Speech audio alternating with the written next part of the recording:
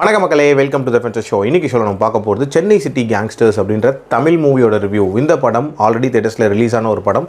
இப்போ Sun next OTT ஆப்பில் அவைலபிளாக இருக்குது. இந்த படத்தில் வைபவ், அதுல்யா மற்றும் பலர் நடிச்சிருக்காங்க. இந்த படம் காமெடி கலந்த ஒரு ஹேஸ் ட்ராமா அப்படின்ற மாதிரி எடுத்திருக்காங்க. இந்த படத்தோட ஸ்டார்டிங்லேயே வைபவ் அண்ட் மணியை காட்டுறாங்க. இவங்க ரெண்டு பேரும் அனாதைகளாக இருப்பாங்க. இவங்களுக்கு சின்ன வயசுலேருந்தே அடைக்கலம் தரது வந்து லிவிங்ஸ்டன் தான். லிவிங்ஸ்டனோட பொண்ணை வந்து நம்ம வைபவ் லவ் பண்ணிட்டு இருப்பாரு. இந்த மாதிரியான ஒரு சூழ்நிலையில் லிவிங்ஸ்டன் ஒரு டாஸ்க் இவர் கொடுக்குறாரு. அதாவது லிவிங்ஸ்டனோட பாஸ் ஒரு மிகப்பெரிய ரவுடியாக இருக்கக்கூடிய நம்ம கராத்தே உசேனி இருக்கார்ல, அவரோட வீட்டில் சும்மா டம்மியாக ஒரு கொள்ளை சம்பவத்தை நிகழ்த்தணும். அந்த பணத்தை கராத்தே உசேனி வந்து இன்சூரன்ஸ் மூலமாக கிளைம் பண்ணிக்கிறது அப்படின்ற மாதிரி பிளான் போட்டு வச்சிருப்பாரு. ஸோ இவங்களும் அந்த கொள்ளை சம்பவத்தை நிகழ்த்துவாங்க. பட் அந்த காசை வந்து தொலைச்சிருவாங்க. ஸோ அந்த காசை கண்டிப்பாக திருப்பி தந்தே ஆகணும் அப்படின்ற மாதிரியான ஒரு இக்கட்டான சூழ்நிலையில் இன்னொரு கேங்கோட சேர்ந்து ஒரு பேங்கை கொள்ளடிக்க பிளான் போடுவாங்க. அந்த கேங் எப்படி ஃபார்ம் ஆச்சு, அதில் இருக்கக்கூடிய மெம்பர்ஸ் யார், அந்த கொள்ளை சம்பவத்தை சக்ஸஸ்ஃபுல்லாக பண்ணி முடிச்சாங்களா இல்லையா அப்படின்றதான் இந்த படத்தோட கதை.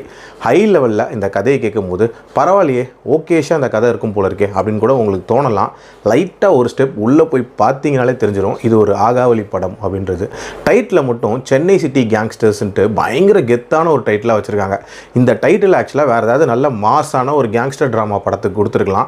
இந்த படத்துக்கு வச்சு வேஸ்ட் பண்ணிட்டாங்க அப்படின்ற மாதிரி தான் தோணுச்சு. இவங்களுக்கு என்னென்னா, இது காமெடி ஈஸ்ட் மூவி தானே, யாரும் பெருசாக லாஜிக்லாம் பார்க்க மாட்டாங்க, நம்ம இஷ்டத்துக்கு என்ன வேணால் காட்டலாம் அப்படின்ற மாதிரி காட்டியிருக்காங்க. பட் அந்த எயிஸ்ட்டுக்குன்னு ஒரு லாஜிக் இருக்கணும்ல, அதை சுத்தமாக ஃபாலோ பண்ணவே இல்லை. இன்ஃபேக்ட் அந்த 4 பேர் கேங் ஒருத்தங்களை காட்டுவாங்க. அதில் ஒருத்தருக்கும் இன்ட்ரோலாம் வச்சு பயங்கர மாசாலாம் காட்டியிருப்பாங்க. பட் அந்த 4 பேரும் பண்ணக்கூடிய விஷயங்கள் அப்படின்றது பயங்கர கிரிஞ்சாக இருந்துச்சு அப்படின்னே சொல்லலாம்.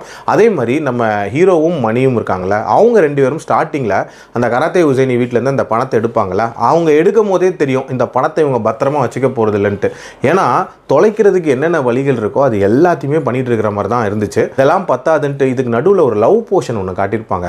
அது பயங்கர ஒஸ்ட்டாக இருந்துச்சு அப்படின்னே சொல்லலாம். அதுக்கு இந்த மொக்க காமெடிகளே பரவாயில்ல அப்படின்ற மாதிரியான ஒரு ஃபீல் தான் இருந்துச்சு. இந்த மாதிரியான படங்கள் பார்க்கும்போது தான் எனக்கு நிறைய கேள்விகள் எப்போவுமே வரும். ஏன்னா இந்த படத்தெல்லாம் இவங்க எடுத்துகிட்டு ஒரு டைமாவது போட்டு பார்த்துருப்பாங்களா, இல்லை டீமுக்கு போட்டு காட்டியிருப்பாங்களா, அவங்களோட ஃபீட்பேக்லாம் கேட்டிருப்பாங்களா, ஒருவேளை டீம் இதெல்லாம் பார்த்துட்டு கூட எப்படி ப்ரொமோட் பண்ணுறாங்க அப்படின்ற மாதிரி நிறைய கேள்விகள் இருக்க தான் செய்யுது.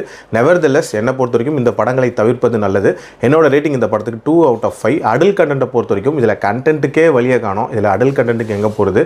ஸோ க்ளீன் வாட்ச் தான். மீண்டும் அடுத்த விமர்சனத்தில் சந்திக்கிறேன். நன்றி, வணக்கம்.